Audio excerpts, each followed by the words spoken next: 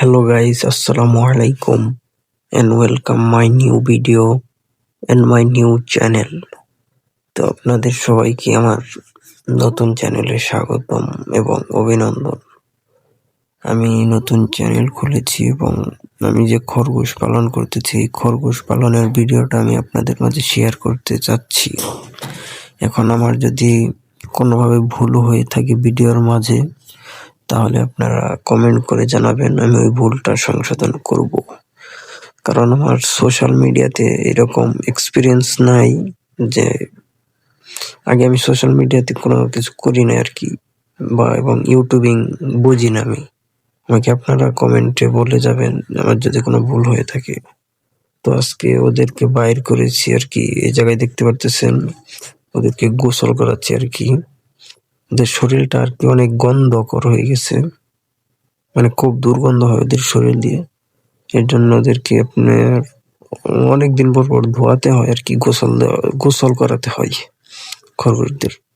যেমন আমাদের মানুষদের গোসল না করলে কেমন লাগে, শরীর দিয়ে গন্ধ বের হয়, এবং ওদেরও অনেকদিন পর পর আপনার 40 দিন অথবা 2 মাস পর পর গোসল করাতে হয় আর কি।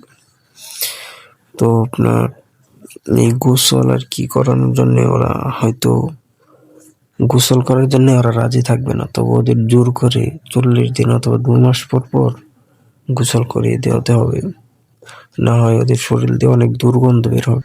এই দুর্গন্ধের কারণে আপনার যে ঘরে রাখবেন এবং যে ফার্মে রাখবেন এই ফার্মটাতে আপনি মানে ঢুকতে পারবেন না, এত পরিমাণ গন্ধ হবে আর কি ওদের শরীর দিয়ে। মানে আমি যে ওদেরকে গোসল করাচ্ছি ওদের শরীর দিয়ে প্রচুর গন্ধ আর কি। ওরা হয়তো মানে গোসল করতে চাচ্ছে না, তবু আর কি আমি গোসল করাচ্ছি ওদের, কারণ ওদের ভালোর জন্যই করাচ্ছি গোসলটা। আর আপনারা সবাই চেষ্টা করবেন আপনার খরগোশকে ভালো একটি জায়গায়, মানে খোলামেলা একটা জায়গায় পালন করার জন্য। এটাই ছিল আমার আজকের ভিডিও।